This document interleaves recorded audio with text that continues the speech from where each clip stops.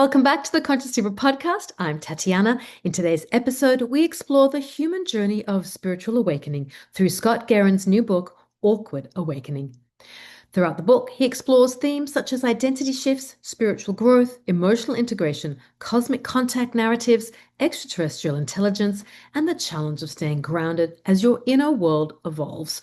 Scott encourages readers to approach awakening with curiosity and humility, recognizing that the path home back to ourselves often unfolds in unexpected ways. Thank you so much for listening to the Conscious Diva Podcast. If you've enjoyed this episode, please take a moment to leave a review. You can also follow me on Instagram for more inspiration and updates, or watch the full episode on YouTube at The Conscious Diva. Welcome back, Scott. It's so lovely to chat to you today about your latest book, Awkward Yes, Awakening. a lot of bookmarks in there. Yeah, that's great. Thank you. Always. Well, I do always read the books that I'm sent. Mm. It's important to read them. You can always learn. Yes. Yeah. Yeah. So your first book, let's remind listeners about your first book before we move into this one. This almost feels like book two in a sense. Your first one was really about connecting to your spirit guides and angels.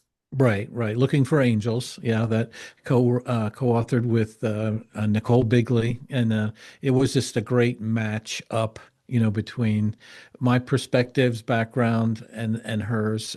So it really is a guide, Mhm. about that, and so that kind of naturally led in to this book, especially the ET part. In this book, Awakening, I talk about awakening to ourselves and who we really are, and our divine nature, etc., and our multidimensional existence, as people.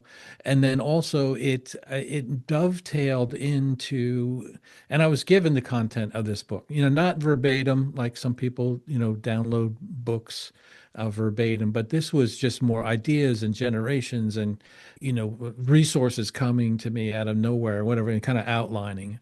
And so the first part was who we are, and then the second part was a kind of a ET 101 in this, I call it, is that because we're ascending, because we're evolving and maturing and developing and reaching those higher levels of vibration and energy, the our galactic neighbors, have been watching from afar and actually on, with us as well over, millions of years, Mhm. tracking our progress.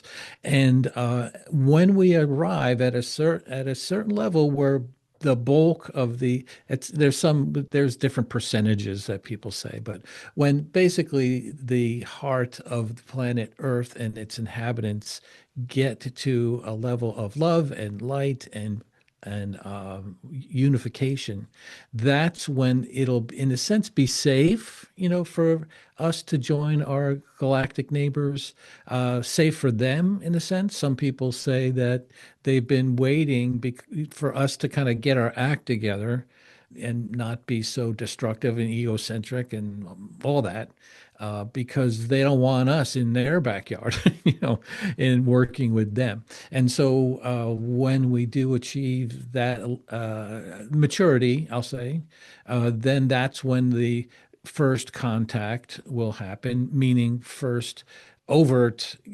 widespread, we're here and let's do business, commerce, exchange, education, knowledge, resources, etc. So I kind of map that out from a variety of authors and some, from my own connections. But so that's really the breadth of the book, and it's awakening. And I'm a psychologist specializing, kind of focused on human development. And so I kind of looked at this from a whole human development aspect, and it and I think it was important, hence the title. It's awkward. It's not all, easy going, smooth sailing. No, it's It's good. disruptive. It's It's good. It's disruptive, disruptive. as anyone can see, without even turning on the news. It's a time of disruption, as predicted by so many things predicted this happening, and that we're going to move into an age of unification, light, and love, and that ascension, that spot, on the planet Earth will occur. But my kind of take on it, and maybe that was why I was asked to do this, is because it's not all it's not all happy and singing and everyone holding hands during this time. It's going to be hard as it is now, and it requires some work on our part. And I picked up one kind of strong sub theme is our shadow work, which is, I think, probably it could be that one of the, if not the biggest, one of the biggest barriers we have to overcome Yeah. in our ascension, in our development as human beings to do that. So, yeah, so Well, that's kind of where, in general, top line kind of viewpoint. well, thank you for explaining that. I mean, there's and shadow work is it's both a fact that in order to move forward with who we are, we need to address these aspects of ourselves that are hidden, Yes. that we don't want to see, that we don't want to allow to come to the surface as truths, inner truths of conditioning from our life, but Hmm. also the way that we can, identify and then say, oh my, wow, I realize why I'm repeating these patterns, or where my behavior might be coming from, whether it's ancestral or also in this lifetime. Hmm. So those are things that are important to identify. But it's also sort of a trending topic, inner child work and shadow work and things like this. And I think they're really critical and important because it's really there. It's a very important way for us to just really sit in our truth. And truth is very Yes. painful, which is why things are disruptive when we begin to move into a spiritual space of awareness and expand our consciousness and start and seek. I think innately we're all born with spiritual gifts and talents. We're all intuitive beings. Hmm. We just, through conditioning and our life experience, are told that those that don't exist or they're not real. But I think a lot of us we question that, and we know, and I feel like we're having this global uprising at this time. You mentioned in your book, in the Hindu tradition, the Kali Yuga, Yes. the Satya Yuga. So we're coming out of that period. That Hmm. is a theory that I subscribe to, the belief system Hmm. of this, which we can see reflected very much on the planet with materialism and the extremes or the extremities of that, but also the wars that are happening sort of just for no reason, except for the reason of the person starting them, and all Hmm. these other collective things that are happening that we're putting that are really bringing to the surface so we can see what's going Yes. on to so we can face these truths of the reality of where we're living right now, and we Yeah. can then make a choice. Do you want to subscribe to fear and Mm. contribute to that, or do you want to take, not sitting back and do nothing, but understand within yourself, how are you feeling and how can we use these other tools that are available to us to ascend, to move forward, to help the collective consciousness. Hmm. There's other studies that are shown with collective meditation, through Linda Yes. Taggart and other people like this, the Maharishi effect, that when we're collectively Hmm. meditating, you even give an example in your book of this, when we meditate collectively, there are, there's that love and awareness pervades and Yes. comes up around the planet. So I was curious with your own experience with ETs, because half of the book is really dedicated Mhm. to that. As Yes. you have been evolving in your own process with your spirit guides and angels, did you begin to then make channel communication from different extraterrestrial sources or divine, galactic sources? Were they Mhm. coming to you and communicating with you? Yes, and it's weird. It's very strange. But and I got into it, kind of what opened my heart and mind was the Looking for Angels book, and deepening my, even starting a more robust connection with my, the angelic team, my spirit team, my angelic realm, you know, interacted with my parents who passed years ago, and friends and who have passed, and also the angelic realm, the Archangel Michael and Gabriel and Jesus. Reconnected with Jesus in a deep, deep way, because I went through the conservative Christian type of, you know, thing, and everyone, went around saying that people were going to go to hell if they didn't believe this, and so I embarrassingly went through that and kind of came out. But and that was decades ago. You had your own And awkward awakening. yes, yeah, yeah, that was it's a slow process, my thing. But I left Christianity with a bad taste in my mouth, just because of what has been taught as the true teachings of Jesus, and they really weren't. But any case, in the past couple years, just reconnecting, especially in Egypt, I had an experience, with the presence of Jesus and reconnecting. And so that was all great, all fantastic. And then I think because I was opening my mind, I took a divine mediumship course, and where I mean, you probably know this, certainly well ahead of me, but I was able to start gaining more connections with my psychic senses and sensitivities.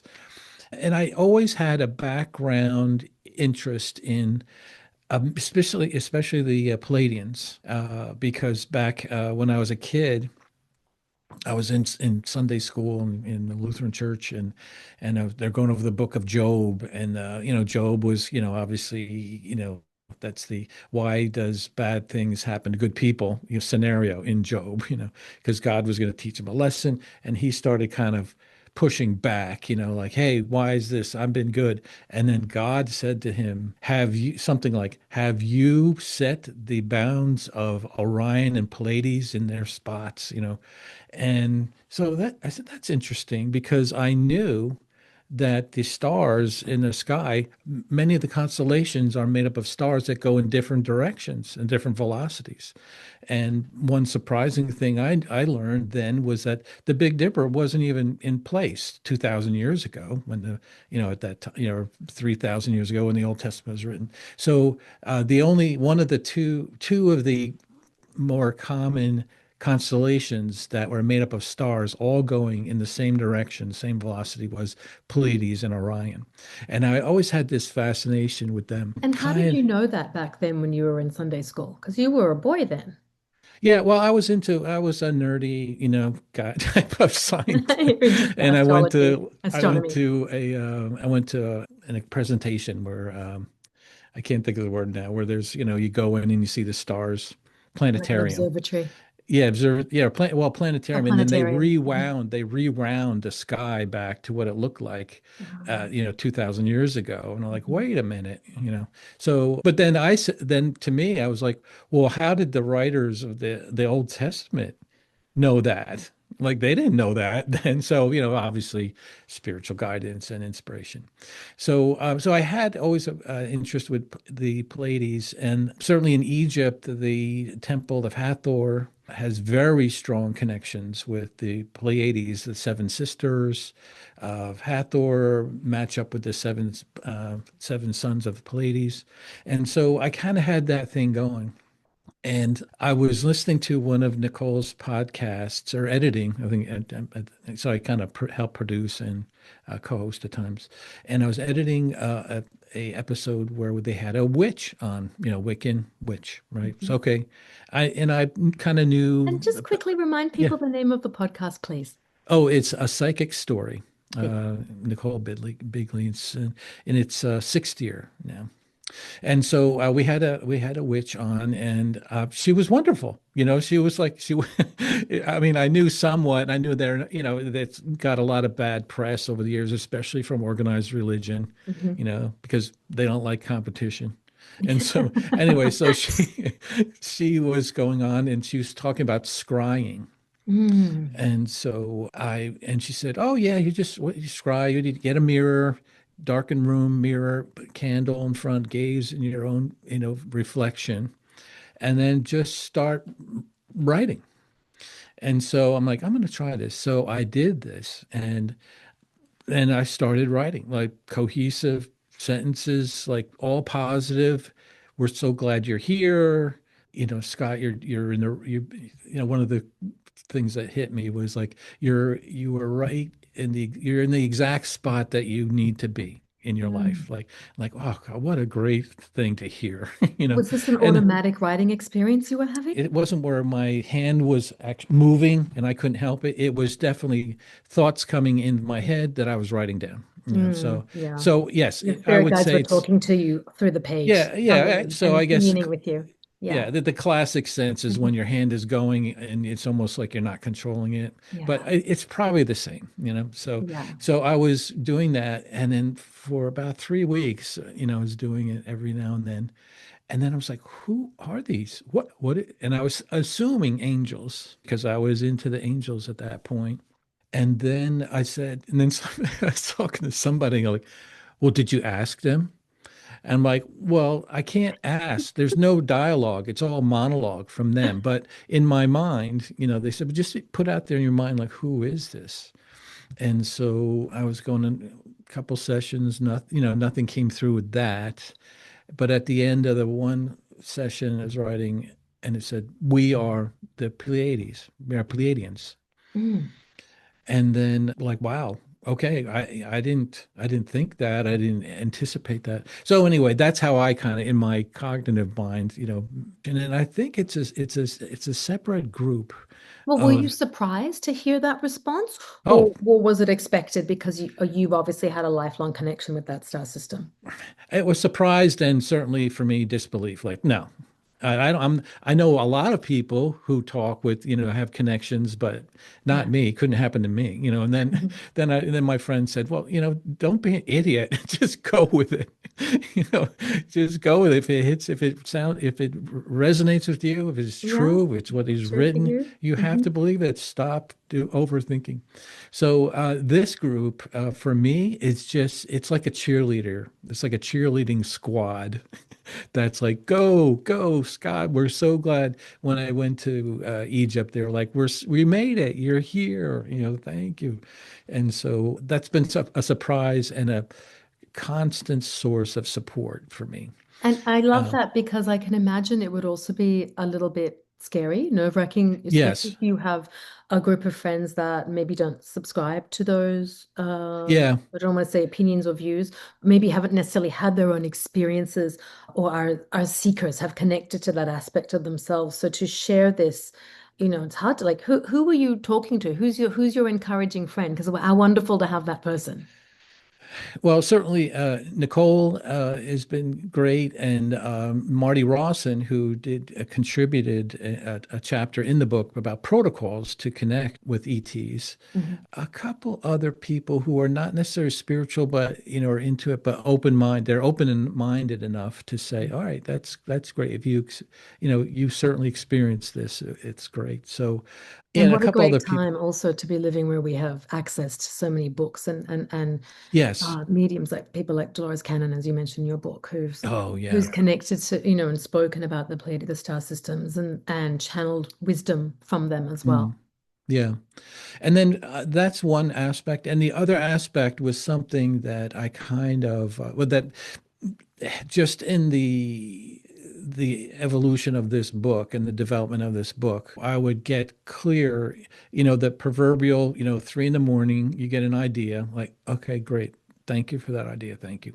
And then another night we get you know, couple ideas, you know, strung together, and then a sentence, and then all of a sudden I have an outline for the chapter. And I shouldn't be saying, I always do this, but you know, I say like, well, real, you know, practitioners, you know, spiritual practitioners work with angels, you know, like they know this and they can say this, but I should own it and say it. Like the ETs are a different feel. They're a different feel than the angelic realm. You know, for me, the angelic realm is softer and deeper in a sense, and the ETs are more, you know, not shallower, but like tinier. I don't know. I can't It, explain it's it. it's cosmic.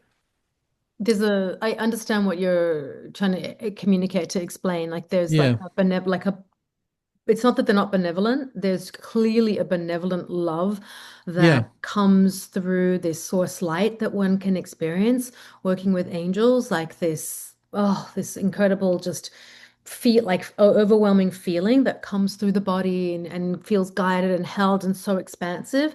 And not to say that other life forms or other forms of communication in unseen realms isn't. But I feel like with sort of more galactic beings, the communication that comes through is almost like it's matter of fact, but it's sort of like, Yeah, yeah, well, okay. maybe because And there's no beating around the bush, nor do yeah, angels. That's very straightforward communication too when you're seeking mm, advice, but in support, but it's not like, yeah, it's maybe sometimes it's because funny, you know. It's like maybe I'm like, because oh, okay. yeah, maybe because they're more like us, because the angelic realm is a different species, different high levels. God, And the source. ETs are literally our brothers and sisters that are maybe 500,000 years older than us. Mm, So yeah, it definitely feels different and not strange, but odd. I was wanting to have a direct contact, like I wanted to have a visual, right? mm, And so a woman I had a Akashic record reading with, Melissa Sparrow, said, "Yeah, you will see a ship at some point." I'm like, "Okay, that's cool." And then you talk to other people like Marty Rawson, a lot of experience directly with direct contact. And then Stephen Greer has an app, called CE5, Close Encounters of the Fifth Kind, which is an interaction. And I'm like, okay, let's do this. I'm doing the meditation, and nothing, nothing, nothing. And then getting into the shadow work, Lisa Royal Holt's content from a Palladian, Satya, mhm, says that you got to have internal coherence. mm. You have to get the fears out. You have to address the fears, address the shadow, not get rid of this shadow stuff in your life. You don't have to get rid of them. You just have to accept them and incorporate them, and alleviate the fears of your deep-seated fears that you may not even know about. You may have fears that you brought into this life that you don't know about. But anyway, so I'm wondering, like, maybe I just have some fears, right? So and I haven't told anyone this. Actually, this first time I was kind of wondering about it. Like, it would be nice. It would be kind of cool. And it was at night, I had a very vivid dream where I was sitting in a room, and there's an open doorway, no doors, just an open doorway, and I saw a hand. There was something outside the doorway that was kind of peeking in a sense, and then that person, that whatever it was, showed a little bit of some other being that was very much not human-like, humanoid shaped, but not humanoid like very, very different. Maybe a reptilian. I don't know what it was, But it was but bipedal. yes, and I freaked out. I just like freaked out. I was just like, my initial reaction was fear Were you because it was just, awoken from your sleep when you had this? Was it in the middle of the night? it was in night. Yeah, I don't think I woke up, but I got the clear message. Someone said, he's not ready yet. I'm like, all right, I get it. I get it. Interesting. Okay. But, I mean, just think. I mean, if anybody would, if you're sitting anywhere and something walks in that looks like has a humanoid, two arms and two legs, but a head that looks like a reptile, you're gonna, I mean, how many people were like, oh, hi, have a seat? Very little. But anyway, so according to Lisa Royal Holt and the whole idea of shadow, that fear of seeing something so different is embedded. It's an echo of something deeply embedded in yourself, and over time, you can address that, with Mm. help. Yes. Also, what do you think of the theory that we're being prepared for first contact through film, through media with movies like Close Encounters, and Men in Black, and obviously other more recent films or TV series that are set with, Earth interacting with, galactic beings. So this is, I used to produce shows at Gaia. Oh, really? Gaia Okay. has Yeah. a large part of Gaia is dedicated to that exact thing, Hmm. preparing, I think, viewers or subscribers to for first contact. So what do you think about that? What's your opinion on that? Well, 100%. I agree that we're being prepared by, not seeding, but preparing. So that we directly. don't get afraid, like what you just described, if we're kind of more Yes. familiar with this idea of what they look like.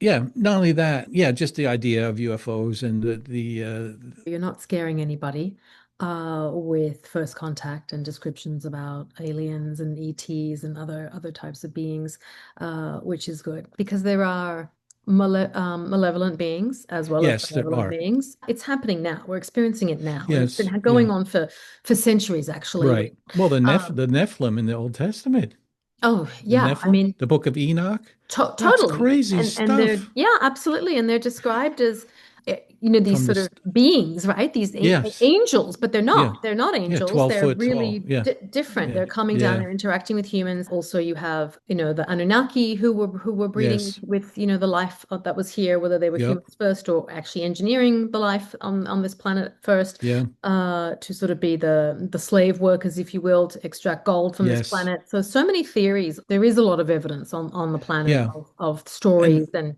interactions. the way I handled that in the book was that to just say there are bad actors. There are bad actors. There are, and why? Why do we and I get a little bit of that? Like, well, maybe there has to be bad actors to define what good actors are. Who knows? But almost everyone agrees that there are, a certain component of selfish, greedy type of, Hmm. not good.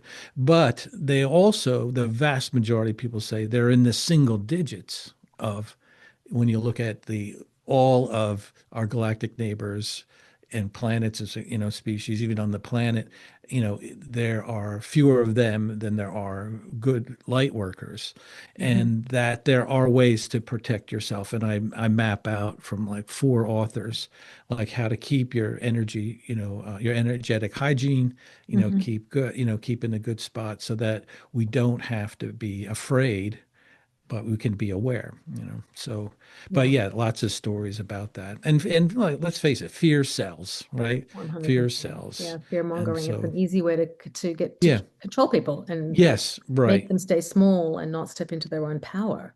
Yes, so I think it's important as we venture into, in the, in protocols in the book about how to make connection, that we can do that with confidence, saying that, yeah, if I'm willing to make some changes in my life, my vibration, reach out to them to have that contact. That Mhm. it's totally fine to do that and safe. I think people's idea of first contact is a ship is going to land in a field somewhere. Yeah, yeah, and and they're going to come out with lasers and I don't know or yeah. something and there's going to be the US Army because that's the only country in Oh, the entire world.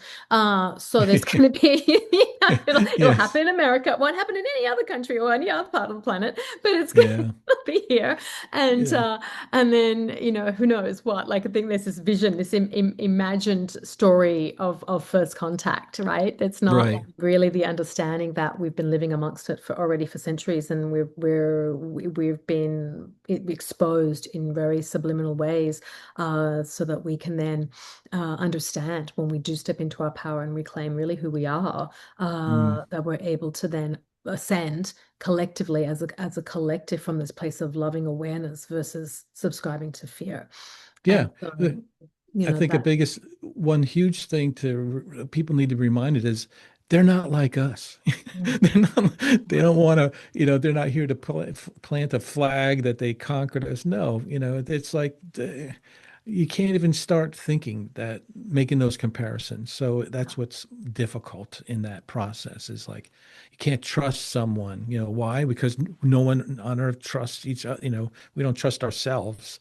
You have that little blips that, President Obama and Trump were, kind of, yeah, they're real. Well, they're real, and then they kind of backpedal a little bit. So there's these little blurbs coming out, certainly in the news. And so those are overt, I think. There'll be more sightings, I think, that are going to be. And then supposedly we'll have a cache of old unseen videos and records of U.S. government involvement and observation of UFOs supposedly coming out. the shadow part, interestingly enough, one of the popular movies, animated movies, I think it was the highest watched movie on Netflix release, K-pop and the Demon Hunters.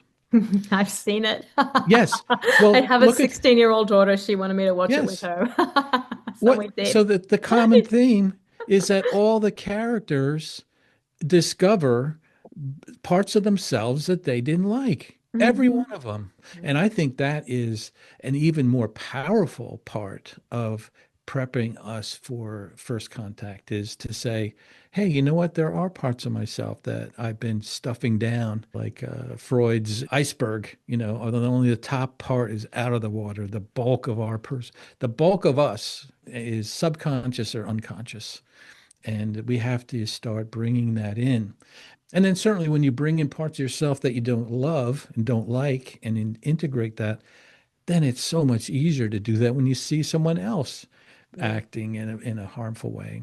What is something that you tell people when they ask you, or if they do ask you, why is this information important for us? Why should I be believing in ETs, galactic beings? How is this going to serve my life for the highest good? Well, there's like two camps, I think, of people. Some people who are spiritually, seekers, and they've been kind of picking up on their own vibes, their own following, their own authors in this area, and so they just want to know more about it. And I say I was given kind of a little more of a roadmap, so not only you may believe all this stuff, but it provides a little background. Is like, how do humans handle change? How do we know anything, like, and introducing some of these, I call it modern day spiritual sources.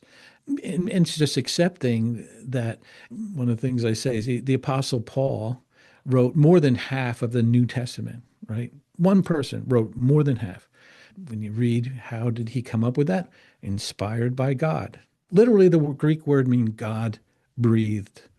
And I Mhm. say, you look at other modern day spiritual sources who have been communicating with the spirit realm, with ETs, Dolores Cannon, through hypnosis for 30, 40 years with hundreds of books out, dozens of sources that you can find, and there's many, there's some things they diverge on, but many common themes, especially about our ascension. And we say it's time to move on, so you can feel better if you believe in it but don't really know. At least if someone asks you, you say, hey, this isn't new. This is real. It's happening now, and we're moving away from the organized religions, kind of grasp on the truth about spiritual things, moving away from that. And we do have a good, solid base of information that can tell you about it, and then certainly open them up to, themselves having one-on-one contact. In your personal experience with now being made aware of the Pleiades, how has it changed your life? Like what is that? What was the benefit of discovering this and experiencing this first contact with yourself? Well, for me, and I am in the middle of kind of deciding on this for myself, because I basically, they said, if you're a person that has always felt that Earth is not your home, you probably have a not too distant journey, from you've came from other planets, other civilizations. Mhm. And for me, that's kind of how I felt my whole life. I haven't, this is not my home. And that is becoming aware of, the star seed process and our multidimensionality, and then listening to people say, like, yeah, there's not a pure human on this planet. It was all, we were all hybrids in a way, Mhm. constructed by the visiting galactic travelers, and so feel more at place thinking that this isn't my home, that I have a home someplace else, and that that I may go to another planet after this lifetime, or I may come to the end of my soul's journey and just go back into source and start another series of soul journeys and lifetimes. So Mm. I feel much more connected. I guess that would be one way to describe how I feel about this. And then certainly supported, although I do get distracted with our 3D world and it takes a little effort to keep your mind, to have a soft focus, as some people say, have a soft focus on this 3D world, what's going on, Mm. and put your attention onto more higher frequency things and look for the love in ourselves and others and see down the road that yes, this is all happening. So, what practices are you doing personally to keep yourself grounded? You mentioned in your book that you listened to Scott Taylor to the Yes, Hemi which the Monroe Institute. I don't. You didn't yes, mention Monroe Institute in your book, but yes, the he's Hemi from there. produces those Yes, recordings. So, what was your experience with those recordings? I've listened to quite a few of them. I've listened to a couple from Scott Taylor, but the Hemisync ones because they're designed to at certain frequencies that harmonize yes, our body with the earth and other things, and also help transport us almost in a shamanic journey like state where we go back into our subcon. We also cross into other realms.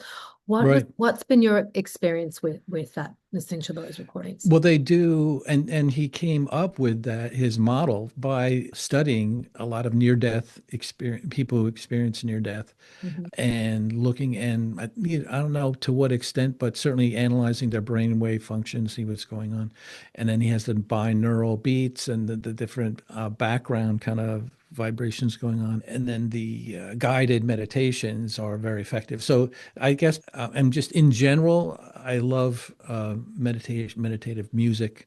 I can listen to a Hindu chant, like I put one on and actually turns out to be probably the most famous Hindu chants, the Om Ah Shiva. Om I Namah just, Shivaya. yeah, Yeah, Om Namah Shivaya. I Yeah. was in Hawaii last Mhm. week and I went to the monastery there and I saw that like, wow, why is that there? And I asked someone, they go, well, that's the most famous, chant that there is. So in any Yeah, case, it's a powerful so mantra. that, Also, did you know in Om Namah Shivaya, the five syllables actually Om is separate, but mm, Namah Shivaya break down to the elements that are contained within us, oh, which is actually why it's so potent and powerful. Because when you do chant oh, Om Namah Shivaya on a regular basis, mm, you're affecting the elements that reflect that. mm, What is innate, the reflecting back what is in Shiva is within ourselves. So we yeah, can also oh, say that wow. isn't God source. We are one. That is reflected Wow. back. Yes. Yes. Yeah. You feel that very much. Mm. But Scott Taylor's, he takes you on a journey. The one I like the best is Meet Your Spirit Team one. And you go to a place, and I had kind of a sacred place in my mind. But for this one, he's just, go to your sacred place and then wait, for your spirit team to show up. And then they show up and you're like, wow, this is so cool. And I even identified a couple additional female Indian spiritual teachers Mm. that I didn't know I had, but they're there. And so anyway, he brings you, Mm. into a spot, and then you just sit and you get information, you get ideas, but you get support. Sometimes nothing is said. Mm.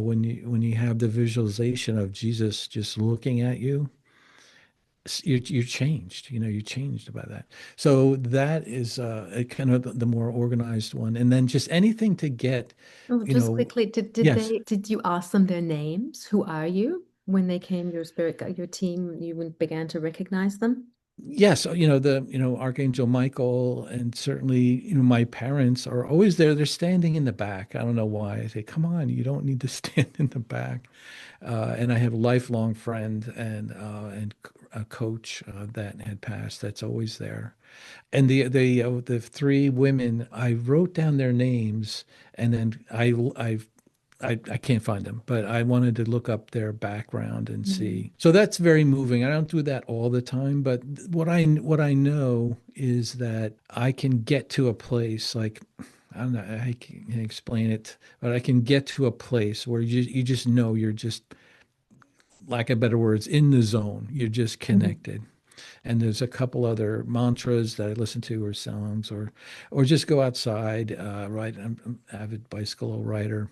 Sometimes they say, well, no, you don't, to connect, you don't need to be doing something spiritual. You can just go for a bike ride on a beautiful day, and Yes. just experience that. So, and then detach. It helps to detach when things are going crazy, when you hear bad news or something's happening, or just internally you're getting pummeled, it seems sometimes, energetically, not in a horrific way, but just like things are influencing me in a bad way, to detach from that and just go to a place of eternal love, eternal oneness, my home, my real home. Are you feeling like you're getting downloads for another book that will be more about the Pleiades? It's just kind of new, and I'm just kind of catching up in a sense.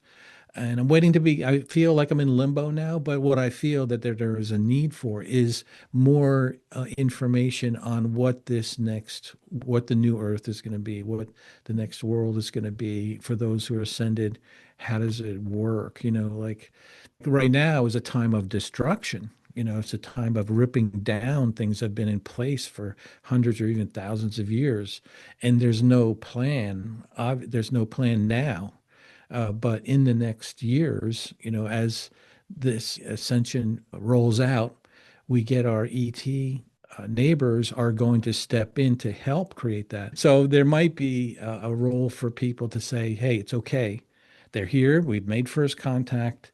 You can trust, the process, and it's all part of this whole thing. And so maybe help explain and be a bridge to that. I'm not sure. People are probably wondering, when? That's a big question. When? Yeah, yeah, I When know. is first contact coming? When I was producing at Gaia, that was something that viewers always wanted to know. Yeah, yeah. Well, the answer is like when it's the right time, you know.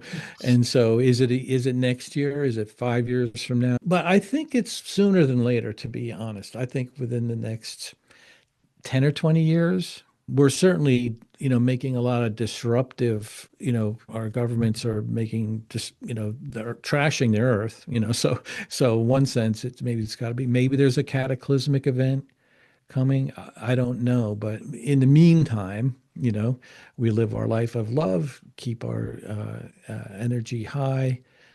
Gratitude is always a huge thing to lean to, no matter what's happening, and create a space. I heard the other day someone, it's a simple analogy, say, just picture, if you're concerned about the world and distracted and what's going on, just picture yourself in the eye of a hurricane.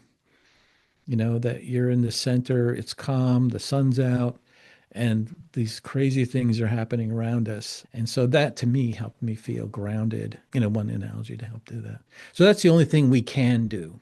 What is the biggest takeaway for readers? I think I hope, and I think it was written for an introduction and a validation of the ascension message. In from my perspective. I mean, there's lots of perspective. I consider it as like throwing a rock into a pond and making the ripples. Like there's thousands of people throwing rocks in the pond, providing information, connection, like yourself with your podcast. There's lots of voices. And so my voice is to say, okay, there is some psychological tie-ins to what's going on. Let's look at the human nature, common things that we do, like resist change, cling to old beliefs, these types of things. And I've had two people say to me, I always thought ETs were something to be afraid of, but you kind of, the way you map it out, like I'm okay with it now. I'm like, Mm. perfect, like that. Well, thank you so much. Is there anything else you would like to share that you feel is important? Yeah, I'm rolling out an online course about the book, based on the book. It'll start three platforms. Insight Timer is the meditation app. And then the course, middle detailed course will be on Udemy, and then an extensive course will be on Thinkific. So that'll be to come. And then how can we find you if people want to get your book? You're on Yeah, Amazon through your yeah, website. Yeah, on Amazon, on paperback, hardcover, ebook, and audiobook. And then for information where you can get the books, get a signed copy, go to angelintraining.org. And that has all my books and a place to reach out to me. Thank you. You really drew out a lot of the key themes. Thank you so much, Scott. Have a great day.